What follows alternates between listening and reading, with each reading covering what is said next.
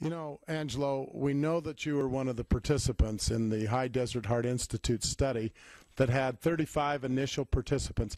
Tell us a little bit about how you got involved in that study. In fact, maybe let's even go back a little bit and tell us a little bit about your health condition that led you to seek out the help of Dr. Cici and the High Desert Heart Institute. Well, ever since I come up here, I've had heart problems, primarily starting out with atrial fibrillation, and then ultimately I required a pacemaker to be put in. What happened is in December, actually December 20th to be specific, of 2008, I had a renal failure, congestive heart failure, and pacemaker failure concurrently. And it necessitated my being sent to the hospital. Paramedics came, and I went into the hospital, and they ultimately decided they were going to have to do surgery, and it was supposed to be very dangerous because I'd been also, because of my atrial fibrillation, I'd been taking blood thinner, so taking and doing surgery at that time was going to be very dangerous. They told my wife to make that decision for me because I wasn't able to do it at the time. I was really out. And she did. She thought, after listening to everything, the best thing for me to do is go ahead and try the surgery, which they did. And that went successful. The surgery was fine. After I got out of the hospital, for the next 5 to 6 weeks, I was in the hospital about 2 to 3 days minimum every week as a result of congestive heart failure. It basically was the real primary reason, is that nothing was happening. I had been taking all the medications possible. I was medically managed to the maximum extent, and finally I gave up. Quite honestly, I'd had enough. I got weak. I was on oxygen 24 hours a day, 7 days a week. I couldn't walk 15 feet without stopping. I couldn't even open up a bottle of water. My wife used to have to open the bottles of water for me.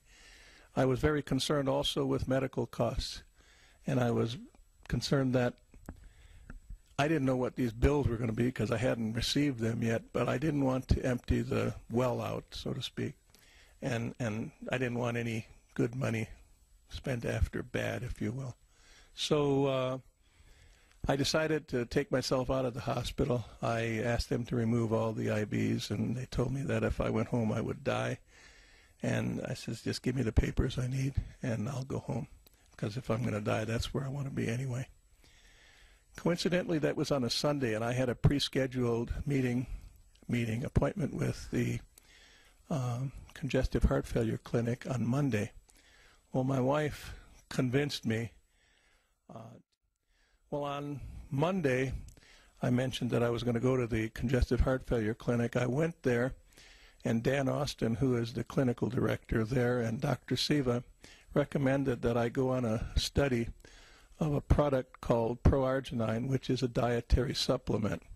Well, I was just a little bit set back that they'd been doing everything they could. I felt, you know, what are you going to do with a dietary supplement? And in all truthfulness, I didn't really think it was going to work, but they also told me they were going to do a tremendous amount of testing. Well, the testing really hit me because they said it was going to be free, and so I could see that the medical bills were not going to be rising, and so consequently I went ahead and said, let's do it, because I was more interested in seeing what was going to be happening to me, whether I had a week to live or 7 days or 2 days. I was expecting things to go down, and I wanted to have access to all of that information. So I did what they said, and I went on to Pro-Arginine, and there were 35 people total, and in a few short weeks I began to actually feel better. I wasn't sure at that time whether I was feeling better or I was thinking I was feeling better. But actually I was feeling better. By the end of 3 months, I felt really pretty good. By the end of the 3rd month, I was doing things that I hadn't been able to do for years. My wife is the one who told me that she'd believed that I had more energy than I ever had in my life. And I really thought that maybe she should go on pro-arginine too, because I think she forgot our honeymoon, because I knew I had more energy then. And here I am ready to go on a second honeymoon because of the pro-arginine. And tell us a little bit more about some of the other people you associated with in the study. How serious were these people who were involved in the study, and were they handpicked because of certain situations, or were they all pretty much in a similar situation as you were? Well, they were handpicked, but they were handpicked on the basis of they picked the worst people. There were 33 that I know of out of the 35 that were what I'm going to refer to as, my term is nearly deads, okay, including me. And I got to meet the greater majority of them while we were there. And I could see that they were getting well in talking with them, because I actually spent about 4 to 5 hours at the clinic once or twice a week getting all these tests done. And we've had people who were at the clinic who had legs that they were told by their own doctor to have it amputated. They did not have it amputated because they didn't want to, but after taking this study, not for the leg but for the congestive heart failure, that leg has ended up looking great. It's good and doesn't require amputation. That's on one person. Another person was in there taking magnesium. They were there 3 times a week with getting IVs for magnesium because they couldn't get their magnesium level to the minimum required. They also had heart problems, but they were in there for this reason. The first thing they happened to notice was that the magnesium count was increasing. By the end of the 3 months, they were not using hardly any of the magnesium. The magnesium level had gotten back into the normal range, and the person was taking magnesium tablets as well as IV medication direct. And there's no magnesium in the product. That's the interesting thing. So it obviously seems to be helping the absorption of the magnesium that people were getting otherwise. Well, from my engineering background, I figure that what it's doing is making the body operate more efficiently, because magnesium is an element. It has to come from the food, and consequently the body is then taking and processing that and providing more magnesium to the body. Yes. What was the attitude among the clinical participants as the weeks unfolded and they actually started feeling better, and like yourself, actually trying to grasp to a glimmer of hope that had not existed when you started the study? Well, they were all really pleased. I mean, especially we had one gentleman that was there.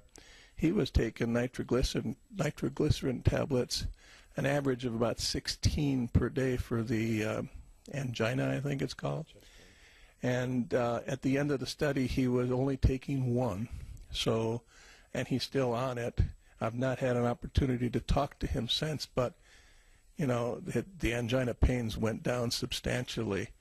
I could just go on, but the attitude of the people was great. I mean, they were all feeling good. The interesting thing is at the end of 90 days, which was the length of the study, most of them went off of it. They kept 10 of us on. I happened to be one of the 10 who was one of the worst cases, for an additional 90-day study with a reduced amount of the pro-arginine.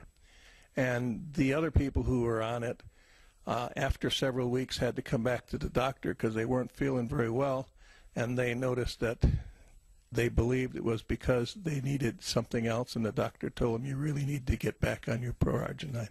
So, but everybody felt good. It was great to go there and see the people being tested and feeling more positive about life. It was terrific. Well, it's terrific to have you here.